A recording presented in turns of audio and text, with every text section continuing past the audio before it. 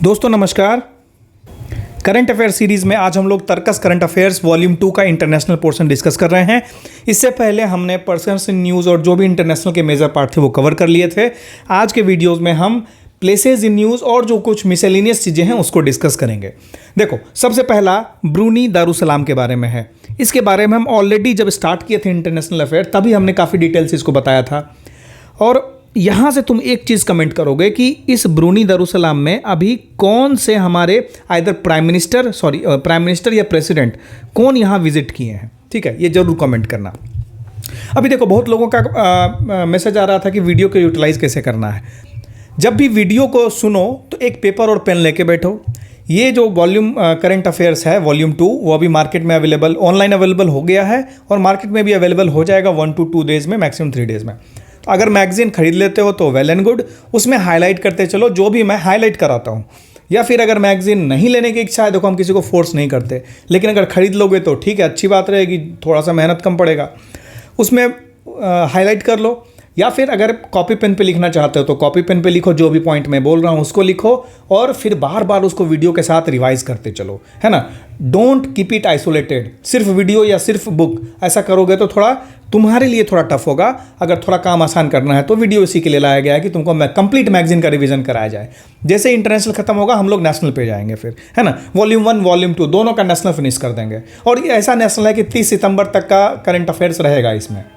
तो जो ब्रूनी दारुसलाम है वो है कहाँ पे, इसके बारे में देखोगे तो सबसे पहले जो साउथ ईस्ट एशिया वाला रीजन है वो यहाँ पे है। तो ये वाला जो पोर्शन है ये है ब्रूनी। ठीक है, ये वाला अगर इसको थोड़ा और डिटेल से देखोगे तो ये है तुम्हारा मलेशिया और यहाँ पे ये जो पोर्शन है यहाँ पे ब्रूनी है ना। तो है कहाँ पे ब्रूनी, ये north coast of Borneo island है ना। आइलैंड्स जिसके अगल बगल में साउथ चाइना सी है और मलेशियन स्टेट ऑफ सरावाक है, जो कि इंपॉर्टेंट नहीं है याद करना।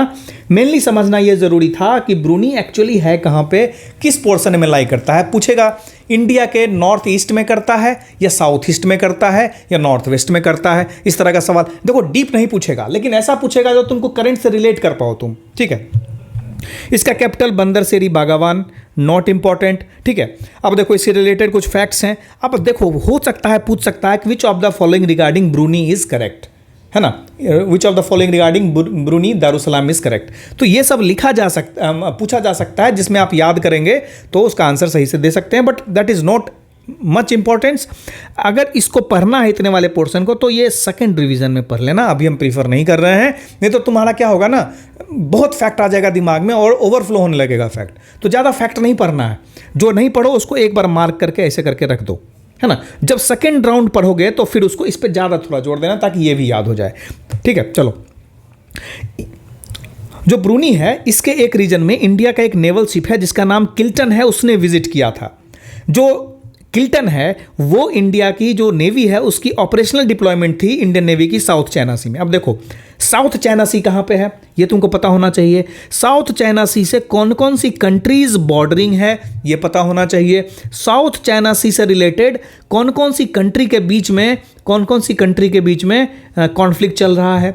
साउथ चाइना सी को चाइना में क्या कहा जाता है, साउथ चाइना सी में चाइना का एक लाइन है, शायद 9 डैश लाइन बोलते हैं उसको। तो इसके बारे में तुमको पता होना चाहिए कि 9 डैश लाइन किस चीज से रिलेटेड है, पैसिफिक से, अटलांटिक से, इंडियन से या साउथ चाइना सी से। इस तरह से क्वेश्चन पूछा जा सकता है। अगला आते हैं हम लोग सेंट मार्टिन्स आइलैंड में। सेंट मार्टिन्स आइलैंड क्यों चर्चा में था, अभी देखो बांग्लादेश में सिचुएशन काफी ग्रिम हो गया था, वहां की जो प्राइम मिनिस्टर हैं उनको देश छोड़ना पड़ा था, ऐसा सिचुएशन बांग्लादेश में हो गया। तो इसी से रिलेटेड सेंट मार्टिन्स आइलैंड है। एक इंटरव्यू में वहाँ की जो तत्कालीन प्राइम मिनिस्टर शेख हसीना जी थी उन्होंने कहा था कि यूनाइटेड स्टेट्स ऑफ अमेरिका उन पे दबाव बना रहा है कि सेंट मार्टिन्स आइलैंड वो दे दें, किसको, यूनाइटेड स्टेट्स को। क्यों, ताकि यूनाइटेड स्टेट्स अपना वहाँ पे कुछ अपना जो मिलिट्री बेस है ना वो बना सके। तो साउथ चाइना सी से नीचे साउथ ईस्ट एशिया के पास सेंट मार्टिन्स आइलैंड है।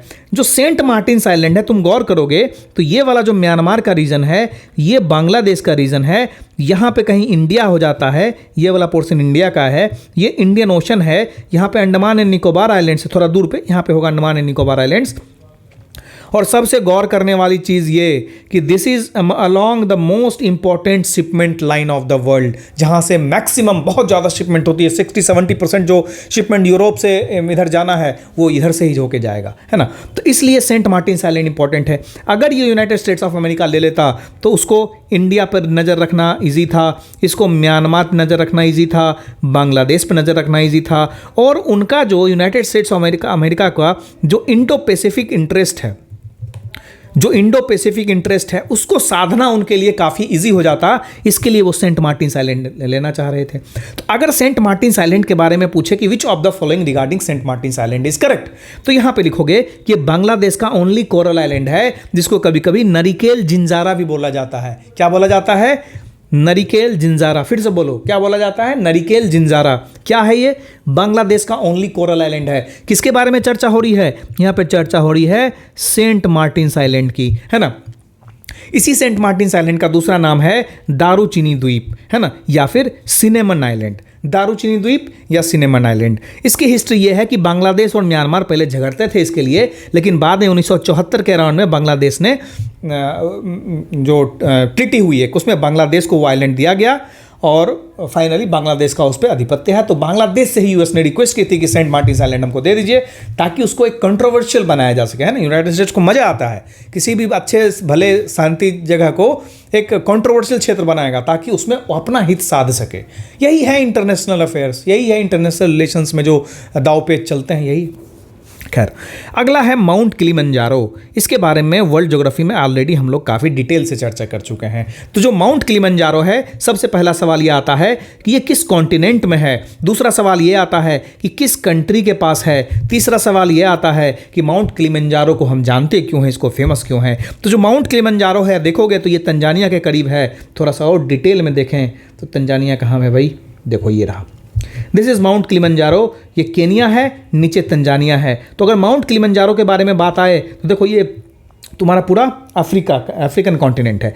इस अफ्रीकन कॉन्टिनेंट में केनिया और तंजानिया के बीच में माउंट किलिमंजारो है। कंफ्यूजन नहीं होना है ना। किस साइड में है? तंजानिया की साइड में है, लेकिन तंजानिया और केनिया के कहें तो थोड़ा सा बॉर्डर पे है। और one of the 7 summits world के, जो one of the highest summits मतलब पिक होता है, उसमें से एक है। तो ये जो माउंट किलिमंजारो है, इसको हम लोग किस नाम से इसको किस चीज़ के लिए जानते हैं? बेसिकली माउंट किलिमंजारो जो है ये एक डोरमेंट वॉल्केनो है। डोरमेंट वॉल्केनो है, ठीक है। एक डोरमेंट वॉल्केनो इंडिया में भी है, जो इंडिया का पार्ट है। वो कौन सा है ना, और कौन से द्वीप के करीब है, जरूर जाके देखना। क्योंकि अगर तुम बैरन आइलैंड पढ़े होगे तो ये भी तुम पढ़े होगे कि डोरमेंट कौन सा है ना। तो इसके बारे में ज़रूर कमेंट करना। और किलिमंजारो के बारे में देखें तो इसका 3 वॉल्केनिक कोन है, पीक है। उसका नाम है कीबो, दूसरे का नाम है मवेंजी और तीसरे का नाम है Shira. Kibo, Mawenzi and Shira is related to mountain peaks, desert, islands या फिर लेक, ऐसे करके दे सकता है ना। तो कीबो, मवेंजी और शिरा क्या है? These are the peaks of Mount Kilimanjaro. Mount Kilimanjaro कहाँ है? यह है अफ्रीका में। किसके बीच में? केनिया और तंजानिया के बॉर्डर पे है, ठीक है। चलो, एक्चुअली माने तो this is one of the highest volcano in the eastern hemisphere, ठीक है। चलो अब चलते हैं आगे। गोम आइलैंड कहाँ पे है? तो ये फिलीपींस सी के पास है। ये भी जिस एरिया के बारे में हम चर्चा कर रहे हैं, यहीं पे ये गोम आइलैंड भी है। जो गोम आइलैंड है वहाँ पे अभी यहाँ इंडिया का आईएनएस शिवालिक पहुँचा है। और एक्चुअली गोम आइलैंड जो है ना, ये यूएस की टेरिटरी है। कहाँ पे? माइक्रोनेशिया में। अब अभी आपका होमवर्क है कि आप एक बार मैप खोलेंगे, गूगल मैप खोलेंगे, या फिर अगर एटलस है तो एटलस खोलेंगे। मेरा प्रेफरेंस यही रहेगा कि गूगल खोलो, उसमें माइक्रोनेशिया टाइप करो, उसका मैप एक नज़र डाल लो। तो माइक्रोनेशिया जब देखोगे तो वहाँ पे अभी क्या हो रहा है ना, एक ये चल रहा है, इंडियन नेवी का एक्सरसाइज चल रहा है। तो वहाँ पे साउथ चाइना सी और पैसिफिक ओशन में डिप्लॉयमेंट हुआ है इंडियन नेवी का, उसी एक्सरसाइज के अंदर, जिसमें आईएनएस शिवालिक पहुँचा है। तो आइलैंड का क्या नाम है? गोम आइलैंड है, ठीक है। बाकी ज़्यादा डिटेल हम लोग नहीं देखें। गोम आइलैंड क्या है वहाँ पे? मरकरी आप अगर मरकरी आइलैंड के बारे में बात करोगे तो मरकरी आइलैंड जो है ये बेसिकली है कहाँ, ये जो है एक देश है नामीबिया के पास है ना। तो ये जो द्वीप है इसको बहुत सारे बड़े बड़े ऑर्गेनाइजेशंस ने, जैसे शायद इसमें मेंशन नहीं किया है, इसमें जैसे बर्ड लाइफ इंटरनेशनल है ना, इसको याद करोगे तो बर्ड लाइफ इंटरनेशनल, या फिर जो इंपॉर्टेंट कहे तो दूसरे जो बर्ड प्रोटेक्शन ग्रुप्स हैं उन्होंने इस आइलैंड को रिकॉग्नाइज किया है as an important bird area, क्योंकि यहाँ पे कोस्टल सी बर्ड ब्रीडिंग बहुत होती है। इसका मतलब होता है कि ये कोस्टल सी बर्ड ब्रीडिंग, यहाँ पे जैसे हमारा गहीर माथा, देखो गहीर माथा जो कहाँ पे है, उड़ीसा के तट पे, तो उस टाइप का सेंचुरी ये भी है। कहाँ है, नामीबिया में है, राइट। इसी आइलैंड को लेके एक डॉक्यूमेंट्री बनाई गई माय मरकरी, इसीलिए ये न्यूज़ में आया। और ये माय मरकरी को डॉक्यूमेंट किया है जोएले चेसलेट ने, जिसको मुंबई इंटरनेशनल फिल्म फेस्टिवल में प्रीमियर किया गया था। इसमें कहानी की क्या थी, कंजर्विस्ट के बारे में थी। वो कहाँ पे था, मरकरी आइलैंड पर था, इसलिए हमने मरकरी आइलैंड को पढ़ा। चलो अगला है लेक नेट्रन। लेक नेट्रन कहाँ है, पहला तो ये एक रामासार साइट है। अब जब रामासार साइट है तो यार तुम पहला चीज़ तो ये बताओगे मुझे कि अभी बिहार में कितने रामासार साइट्स हैं, बिहार में कितने रामासार साइट्स हैं। जो रामासार साइट है इसका कन्वेंशन कौन सा हुआ था, शायद ये 1971 में हुआ था। कहाँ पे हुआ था, उस कंट्री में, वो बहुत मारधाड़ चल रहा है ना, तो वहीं पे इसका एग्रीमेंट हुआ था। उसके बाद इंडिया का कौन सा रामासार साइट है जिसको सबसे पहली बार मॉन्ट्रेक्स रिकॉर्ड में शामिल किया गया था, वो भी आपको जानना ज़रूरी है। इसके लिए सबसे इंपॉर्टेंट तो ये कि अभी इंडिया में कितने टोटल रामासार साइट्स हैं, है ना। तो इतनी जानकारियाँ जो मैंने पूछी इसका नोट होना चाहिए इस करंट अफेयर के बगल में। अगर यहाँ जगह है तो यहाँ पे, नहीं तो तुम्हारी कॉपी में जगह है तो वहाँ पे। हर चीज़ बताया नहीं जा सकता, थोड़ा गूगल करो। एटलीस्ट जो पूछा जा रहा है, जो बताया जा रहा है कि ये सब पढ़ो, उतना तो पढ़ लो, अपने से मत पढ़ो, जितना बताया जा रहा है उतना तो पढ़ो। तो ये जो लेक नेट्रन है कहाँ पे है, ये भी तंजानिया केनिया बॉर्डर पे। बोलोगे सर आज अफ्रीका पे कुछ ज़्यादा आप फोकस करो। ऑफ कोर्स अफ्रीका का जो लोग हैं, अफ्रीका की जो कंट्री है, हमारे भाई लोग हैं, है ना। यूरोप की तरह नहीं है, यूएस की तरह नहीं है जो सेल्फिश होते हैं, ये लोग बहुत दिलदार होते हैं। तो ये अफ्रीकन कंट्री जो है तंजानिया और केनिया, इससे पहले हमने क्या देखा था, केनिया और तंजानिया। यहाँ भी तंजानिया केनिया है। इसी बॉर्डर पे कौन सा माउंटेन है ये बताओ, अभी जस्ट मैंने बताया, ठीक है। लिखना नहीं, एटलीस्ट बोल लो, मुंह से बोलो, याद रहेगा। तो ये किसके लिए क्रूशियल हो गया, फ्लेमिंगो के लिए। किताब आपने पढ़ी होगी शायद 10वीं में, फ्लेमिंगोज के नाम से आता है। वहाँ पे फ्लेमिंगोज फेमस है, और वार्म वाटर साल्ट और मैग्नेसाइट डिपॉजिट के लिए जो लेक नेट्रन है वो फेमस है, राइट। इससे ज़्यादा मत पढ़ो, वहाँ का कुछ इकोसिस्टम जियोपार्डाइज हो रहा है, पॉल्यूशन हो रहा है, ऑफकोर्स सब जगह हो रहा है यार, क्या नया है, ठीक है। अब है न्यू सेलेडोनिया। न्यू सेलेडोनिया जो है, ये न्यू सेलेडोनिया सबसे पहला तो किसकी टेरिटरी है, तो ये फ्रांस की टेरिटरी है। अभी फ्रांस ने यहाँ पे स्टेट ऑफ इमरजेंसी लगा दिया है। क्यों लगा दिया है, क्योंकि कुछ वायलेंट प्रोटेस्ट होने लगे थे वहाँ पे। अब पूछोगे तो वायलेंट प्रोटेस्ट हुआ तो वहाँ पे उन्होंने इमरजेंसी लगा दी, ठीक है। क्यों, तो कुछ इलेक्टोरल रिफॉर्म, कुछ इंटरनल इशू होगा, छोड़ो उसको। हमारा कंसर्न बस इतना है, न्यू सेलेडोनिया किसकी टेरिटरी है, फ्रांस की टेरिटरी है। एक बार तुम इसको भी क्या करोगे, गूगल करोगे, है ना। चलो ज़्यादा नहीं बोलूँगा मैं, फिर बोलोगे कि बहुत बोलते हैं। तो New Caledonia is a French overseas territory located hundreds of miles off Australia's eastern coast. तो एक ऑस्ट्रेलिया जो तुमको दिखेगा कुछ ऐसा करके ऑस्ट्रेलिया है, इसके ईस्टर्न कोस्ट पे, ये वेस्टर्न कोस्ट है, ये ईस्टर्न कोस्ट है, तो यहाँ पे कहीं पे होगा, है ना। ये फ्रांस का आइलैंड न्यू सेलेडोनिया। मैप निकालोगे तुरंत दिख जाएगा, एक नज़र में दिख जाएगा, सामने सामने ब्लू से लिखा हुआ है। चलो अब आते हैं हम लोग समिट कॉन्फ्रेंस इवेंट के बारे में। इससे सवाल कैसा पूछता है ना कि डेट पूछ लेता है इसमें, कि ये जो समिट या कॉन्फ्रेंस हुआ, इसमें जो जैसे इंडिया यूएई के बीच में जो संधि हुई वो कब हुई, कौन से डेट को, ये पूछ लेता है। खैर हम लोग कोशिश करेंगे, इतना डिटेल से तो नहीं किया जा सकता, लेकिन कोशिश करेंगे जितने स्ट्रेच तक कवर किया जा सके उतना स्ट्रेच हम कवर करेंगे।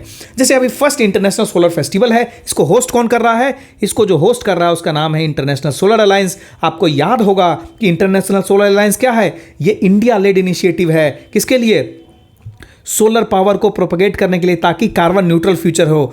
इसका जो लॉन्च हुआ था किसने किया था? हमारे प्रधानमंत्री श्री नरेंद्र मोदी जी ने किया था, और फ्रैंकोइस होलांडे फ्रांस के जो राष्ट्रपति थे या prime minister, sorry I don't remember, 2015 में उन्होंने किया था। तो ये जो ISA लॉन्च किया था, इसका हेडक्वार्टर भी इंडिया में ही है, गुरुग्राम में है। इसके डायरेक्टर जनरल अभी अजय माथुर ने। This is very very very important, है ना, ये बहुत इंपॉर्टेंट है। इससे पहले जो हम प्लेसेस वगैरह पढ़ रहे थे उसको छोड़ भी सकते हो, थोड़ा बहुत पढ़ के, ये सब मत छोड़ना, ऐसा सवाल आता है। तो जो इंटरनेशनल सोलर अलायंस हुआ है, इसको लॉन्च किया गया था 2015 में नरेंद्र मोदी जी और फ्रैंकोइस होलांडे के द्वारा, जो फ्रांस के प्राइम मिनिस्टर या प्रेसिडेंट क्या थे आप देख लेंगे।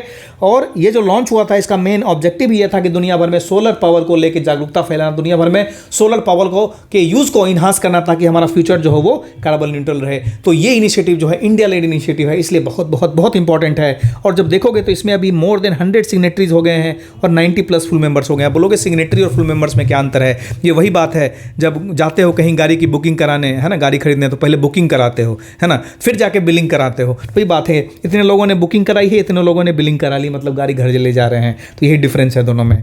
अब यहाँ पे प्रधानमंत्री जी ने एक बहुत बड़ी बात कही। उन्होंने ये कही कि सोलर एनर्जी कैपेसिटी जो है इंडिया की, उसको 32 फोल्ड बढ़ाया जाना चाहिए, और 500 गीगावाट नॉन फॉसिल कैपेसिटी 2030 तक अचीव करने का प्लान है। ये भी one of the prominent question हो सकता है। एक सवाल ये भी यहाँ से बनता है कि इंडिया का जो नेट जीरो है ना, नेट जीरो इंडिया ने जो कमिट किया है कि हम कब तक नेट जीरो अचीव कर लेंगे, वो ईयर है 2070। वही अगर प्रधानमंत्री जी कहते हैं कि 500 गीगावाट नॉन फॉसिल कैपेसिटी से अचीव करने का जो टारगेट ईयर है, दैट इज 2030, है ना। Very formidable to achieve, very probable to achieve. चलो हम आगे बढ़ते हैं। अब आता है Pacific island forum leaders meeting. इसको हम लोग इग्नोर भी कर सकते हैं, नॉट दैट इंपॉर्टेंट। बस ये देखना है कि पैसिफिक आइलैंड्स फोरम है। ऑफकोर्स जो कंट्रीज पैसिफिक आइलैंड से रिलेटेड होंगे, थोड़ा बहुत उनका समूह है, हमारे उनको छोड़ सकते हैं। इसको मत छोड़ना, इसको छोड़ोगे तो पाप नहीं महापाप लगेगा, है ना। इसका समिट कहाँ हुआ है रिसेंटली? इसकी समिट जो 2024 वाली हुई है वो रशिया में हुई है। कौन सा जगह? पीटर्सबर्ग में हुई है। अब जो ब्रिक्स के बारे में देखो, तो कुछ पहले ब्रिक्स के बारे में देखो कि पहले जो था इसमें ब्रिक्स नहीं था, ये सिर्फ ब्रिक था। तो ब्रिक में कौन कौन सी कंट्रीज थी? ब्राज़ील, रशिया, इंडिया, चाइना, यानी ब्रिक कंट्रीज। पहली मीटिंग कहाँ हुई? वहीं हुई जहाँ इस बार हुई। यानी चलो एक फैक्ट कम हो गया तुम्हारा, रशिया में हुई। रशिया में कौन सा जगह है? सेंट पीटर्सबर्ग में हुई। कब हुई? जब G8 का आउटरीच समिट हो रहा था। G8 में उस समय, अभी G7 हो गया है, जो अभी G7 है ना, उसमें पहले रशिया भी था। इन दोनों मिला के G8 बना। जब रशिया ने अटैक किया था यूक्रेन से पहले, क्रीमिया पे उन्होंने अटैक किया था, उस क्रीमिया के अटैक के बाद इनको G8 से निकाल दिया गया। चलो, तो ये 2006 में बना, ठीक है। फॉर्मलाइज कब हुआ? 2006 में, जब ब्रिक्स फॉरेन मिनिस्टर्स की मीटिंग हुई। देखो ये सब फॉर्मलाइजेशन चल रहा है अभी तक। ब्रिक्स ऑफिशियली, ब्रिक्स का समिट नहीं हुआ है। फॉर्मेशन की बात करें तो 2006 में इसको मान के चलेंगे हम। पहला ब्रिक्स समिट कब हुआ? पहला ब्रिक्स समिट होता है 2009 में। वो जगह भी रशिया ही है, वो जगह का नाम है येकाटेरिनबर्ग, है ना। अभी कौन सा जगह है? Saint Petersburg. 2024 में कहाँ हुआ है? सेंट पीटर्सबर्ग में। पहला समिट कहाँ हुआ था? येकाटेरिनबर्ग में। कब हुआ था? 2009 में हुआ था। तो देखो, फॉर्मेशन और फर्स्ट समिट के बीच में गैप है, 3 साल का गैप है। मत समझना कि 2006 में पहला समिट हुआ, गलत हो जाएगा। जो साउथ अफ्रीका था वो 5वां समिट में ज्वाइन करता है। 5वां समिट कब होता है? 2010 में होता है। सॉरी, 5th मेंबर ज्वाइन करता है, क्योंकि Brazil, Russia, India, China 4 member हैं। उसके बाद 5वां मेंबर ये ज्वाइन करता है। कब ज्वाइन करता है? 2011 में 3rd समिट। वही मुझे लगा 5th कैसे हो जाएगा 2009 के बाद। तो 2009 में पहला हुआ, 2010 में दूसरा हुआ, 2011 में तीसरा हुआ, और यही तीसरा समिट था जिसमें South Africa as a 5th member join करता है ब्रिक्स को। 5 नए मेंबर्स ज्वाइन किए गए हैं ब्रिक्स में, है ना। तो देखो, 5 नए मेंबर्स में इजिप्ट है, इथियोपिया है, ईरान है, सऊदी अरेबिया है और यूनाइटेड अरब एमिरेट्स है। इनको कब ज्वाइन कराया गया? जनवरी 1, 2024 में ज्वाइन कराया गया। जो भी हमारे भाई बहन 69th BPSC इंटरव्यू दे रहे हैं, उनके लिए ये फैक्ट बहुत इंपॉर्टेंट है। वो ब्रिक्स के बारे में सीधा पूछेंगे कि कौन कौन सा नए मेंबर ज्वाइन हुए हैं, ये बताओ, है ना। तो बता सकते हो। पिछले बार ये पूछा गया इंटरव्यू में, इसलिए मुझे याद आया, किसी कैंडिडेट से बात हो रही थी तो उन्होंने बताया था। चलो, next is world water forum. अभी वाटर टाइम आने पे देखो बहुत इंपॉर्टेंट होने वाला है ना। तो अभी से इससे रिलेटेड इन्वायरमेंट का समिट शुरू हुआ था, याद है 1970 के टाइम पे, है ना। तो इंदिरा गांधी जी ने बहुत कुछ किया और बहुत सारे इन्वायरमेंट प्रोटेक्शन एक्ट और क्या क्या आया था। अभी जो वाटर फोरम है इसका 10वां एडिशन हुआ है। कहाँ हुआ है? वहीं जहाँ घूमने जाया जाता है शादी के बाद, बाली यानी इंडोनेशिया में, है ना। जॉइंटली ऑर्गेनाइज कौन किया है? गवर्नमेंट ऑफ इंडोनेशिया और वर्ल्ड वाटर काउंसिल। इतना इंपॉर्टेंट नहीं है, इसका थीम जरूर याद रखना, water for shared prosperity. Meeting कहाँ हुई है? बाली में हुई है। कौन कौन इसको ऑर्गेनाइज किया है? ऑफकोर्स बाली में हुआ तो इंडोनेशियन गवर्नमेंट और वर्ल्ड वाटर काउंसिल, है ना। बस इससे ज़्यादा दिमाग नहीं लगाना इसमें। SEO हमारे लिए बहुत ज़रूरी है। SEO के बारे में ऑलरेडी मैं बता चुका हूँ इसी 2-3 वीडियो पहले, इसी सीरीज़ में बताया है मैंने। तो अभी जो SEO की मीटिंग हुई 2024 वाली, कहाँ हुई? अस्थाना में हुई। कहाँ? वो कजाकिस्तान में है। इंडियन डेलीगेशन को कौन लीड कर रहा था? गिरधर आरामे लीड कर रहे थे, जो डिफेंस सेक्रेटरी हैं। इस बार थीम क्या है SEO की, यानी संघाई कॉर्पोरेशन ऑर्गेनाइजेशन की? तो थीम है one earth one family one future. India की एम्फेसिस क्या है? Zero tolerance approach to terrorism. लेकिन हमारे पड़ोसी मानेंगे नहीं, वो फिर से करेंगे और फिर से हम टॉलरेट करेंगे उसको। लेकिन हम बात करते हैं जीरो टॉलरेंस की, चलो कोई बात नहीं। तो SEO इज़ इंपॉर्टेंट। SEO के बारे में देख लोगे कि टोटल इसका हेडक्वार्टर तो हमने देख लिया, अच्छा नहीं देखा। हेडक्वार्टर कहाँ है ये देख लोगे, कब बना ये देख लोगे, कौन कौन से मेंबर है ये देख लोगे, इंडिया कब ज्वाइन हुआ पाकिस्तान के साथ वो देख लोगे। 2017 में हुआ था, अस्थाना में ही हुआ था। और न्यू मेंबर जो सबसे रिसेंट मेंबर ज्वाइन किया है उसका क्या नाम है। इतने फैक्ट SEO के बारे में आपको रटा होना चाहिए, जुबान पे होना चाहिए, है ना। पलटने की जरूरत नहीं होनी चाहिए किताब। International conference on steel ignore कर दो, है ना। World hydrogen summit very important. World hydrogen summit important इसलिए है कि हाइड्रोजन पे वर्ल्ड का फोकस बढ़ रहा है। अपकमिंग फ्यूल होने वाला है वो अलग अलग तरीके से, चाहे ग्रीन हाइड्रोजन हो, ब्लू हाइड्रोजन हो, इस सब के बारे में। तो इंडिया ने अपना एक national green hydrogen mission launch किया 2023 में। और इंडिया ने काफ़ी एक एम्बिशियस टारगेट सेट किया है कि 5 MMT यानी 5 मिलियन मैट्रिक टन 2030 तक ग्रीन हाइड्रोजन प्रोडक्शन करेगा। तो आपको यहाँ पर ये पता होना चाहिए कि ग्रीन हाइड्रोजन क्या होता है, ब्लू हाइड्रोजन क्या होता है, ग्रे हाइड्रोजन क्या होता है, पिंक हाइड्रोजन क्या होता है, इतना आपको पता होना चाहिए हाइड्रोजन के बारे में। जो वर्ल्ड हाइड्रोजन समिट हुआ ये कहाँ हुआ? ये रॉटरडैम नीदरलैंड में हुआ है। और ये इवेंट जो है ग्लोबल ग्रीन एनर्जी को सिस्टम को डेवलप करने में बहुत इंपॉर्टेंट है। इसलिए बस देखो, इसमें तुम्हारा जानने के लिए है कि इंडिया का ग्रीन हाइड्रोजन मिशन है, कब लॉन्च हुआ है। ग्रीन हाइड्रोजन मिशन का जो एम्बिशियस टारगेट कुछ होगा ना, तो 5 MMT बाय 2030 है। कौन कौन से तरह के हाइड्रोजन होते हैं का उपयोग हो रहा है या किसको बढ़ावा दिया जाना चाहिए, उसमें ग्रीन है, ब्लू है, ग्रे है, इस सबको देख लोगे। अब इम्पॉर्टेंट ये वाला जो एरिया है बहुत इंपॉर्टेंट है, क्योंकि पूछा जाता है first in world, first in India से। तो फर्स्ट इन वर्ल्ड अगर हम देखें तो Portugal and Al Nassr star Cristiano Ronaldo created history, become first person in the world to hit 1 billion followers across social media platform. तो social media platform पे 1 billion follower पहुंचने वाले कौन है? सबसे पहले क्रिस्टियानो रोनाल्डो है, ठीक है। ऐसा कौन सा कंट्री है that became first to receive WHO verification for eliminating leprosy? तो वो कंट्री है जॉर्डन। जॉर्डन के बारे में हमने अपने फर्स्ट लेक्चर में ही देखा था, है ना। उसमें मैंने एक सवाल पूछा था, which of the following countries are landlocked. अब शायद आपने देखा कि नहीं, उसको पढ़ा कि नहीं, I don't know, but you must revise that. देखो घूम फिर के एक ही टॉपिक आएगा, याद रखना। एक महिला है पूर्णिमा श्रेष्ठ, 32 साल की हैं, नेपाली माउंटेनियर और फोटो जर्नलिस्ट हैं। अगली है क्लॉडिया शेनबूम। क्लॉडिया शेनबूम को आपको याद रखना है क्योंकि she is the first women president in Mexico's history, और मैक्सिको की प्रेसिडेंट उभर के आई हैं। आपको यहाँ जानना जरूरी है कि मैक्सिको कहाँ है ना, और क्लॉडिया शेनबूम कौन है। अब देखो, यूक्रेन की मिनिस्ट्री ऑफ फॉरेन अफेयर्स ने एक AI जनरेटेड अवतार लॉन्च किया है। बोलोगे क्या है? तो भाई देखो, जैसे हमारे स्पोक्स पर्सन होते हैं, है ना, तो foreign affairs, ministry of foreign affairs के एक स्पोक्स पर्सन होंगे। तो वो जो स्पोक्स पर्सन है वो डिजिटल स्पोक्स पर्सन उन्होंने लॉन्च किया है, जिसका नाम रखा है विक्टोरिया शी। किसने लॉन्च किया है? यूक्रेन की मिनिस्ट्री ऑफ फॉरेन अफेयर्स ने लॉन्च किया है। क्या लॉन्च किया है? AI जनरेटेड अवतार लॉन्च किया है, बस सिंपल। अगला, 2 एस्ट्रोनॉट ने first ever commercial space walk किया। उस मिशन का नाम क्या है? उस मिशन का नाम है पोलरिस डाउन मिशन। देखो ये बहुत इंपॉर्टेंट है।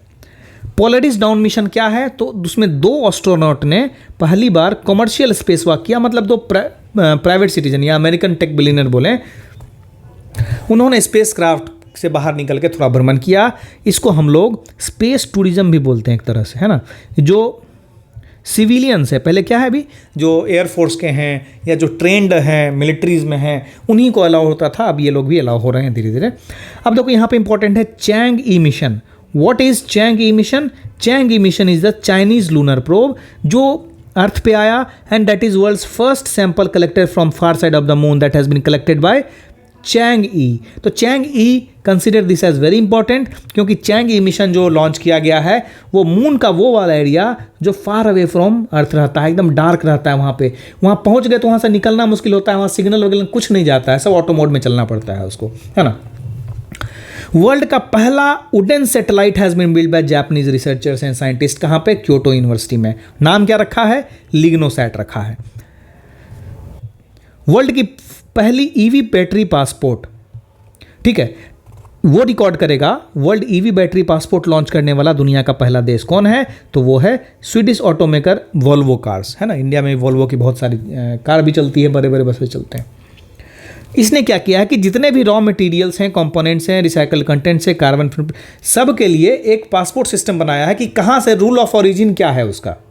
चलो नेक्स्ट देखते हैं the national tiger conservation authority. पहला सवाल तो मेरा यही होगा इसको देख के कि नेशनल टाइगर कंजर्वेशन अथॉरिटी किसके अंदर आता है? नेशनल टाइगर कंजर्वेशन अथॉरिटी के चेयरमैन कौन होते हैं? नेशनल टाइगर कंजर्वेशन अथॉरिटी को कब बनाया गया था?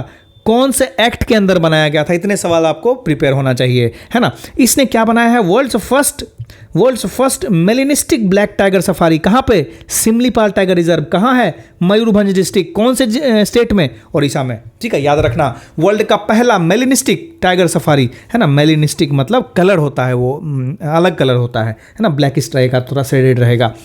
तो ये सफारी कहाँ हुआ है? उड़ीसा में। कौन सा डिस्ट्रिक्ट? मयूरभंज डिस्ट्रिक्ट। कौन सा रिजर्व? सिमलीपाल टाइगर रिजर्व, ठीक है। एक्चुअली देखें तो ये सिमलीपाल टाइगर रिजर्व है ना, this is the sole habitat of this melanistic black tiger, है ना। दुनिया में और कहीं नहीं पाया जाता है ये। जैसे गिर है, गिर में कौन से किस तरह के टाइगर पाए जाते हैं या लायन पाया जाता है? देख लो, गिर का लायन है शायद। चलो, World Health Organization has confirm the first human death from bird flu. कहां से?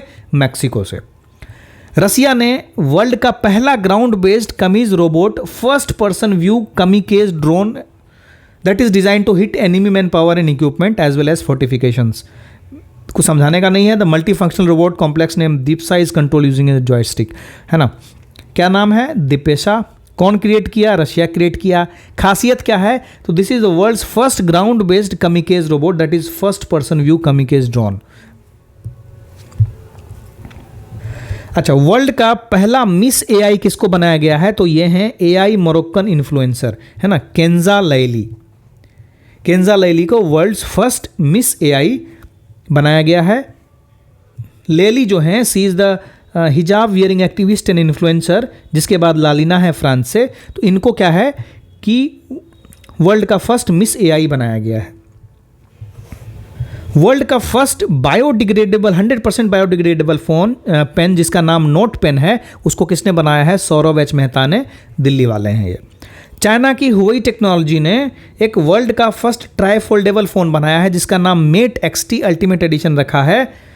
ली कॉपर ने अपना eco friendly clothing line launch किया है। World's first jeans made for. देखो ये सब अब नहीं आते हैं इस तरह के सवाल, लेकिन हमको इंक्लूड करना पड़ेगा, है ना, क्योंकि बहुत सारे फिर वन लाइनर की तलाश करेंगे, तो वन लाइनर भी हमने इंक्लूड कर दिया है इसमें। जो मैं बता रहा हूँ वो सुतना पढ़ो। China headquarter space startup Chennai, I am really sorry, Agnikul Cosmos private limited ने Agnibaan sub orbital technology demonstrator launch किया है and this is world's first rocket with a fully 3D printed engine. अगर आपसे पूछे कि world's first rocket with a fully 3D printed engine किसने बनाया है, तो अग्निकुल कॉस्मोस ने बनाया है। उसका नाम क्या है? उसका नाम है अग्निबाण सब ऑर्बिटल टेक्नोलॉजी डेमोन्स्ट्रेटर, है ना। इसको लॉन्च कहाँ से किया जा रहा है? एक प्राइवेट लॉन्च पैड है जिसका नाम है धनुष, जिसको अग्निकुल कॉस्मोस ने खुद से बनाया है, वहीं से ये लॉन्च किया जा रहा है। That is the private launch pad. यहां से एक और सवाल बनता है कि Dhanush is India's first private launch pad. चलो, बजाज फ्रीडम ने वर्ल्ड का पहला मोटरसाइकिल बनाया है that runs on CNG। Elon Musk अभी ट्रिलियनर बनने वाले हैं, ये हमने पहले ही चर्चा कर ली है इसकी।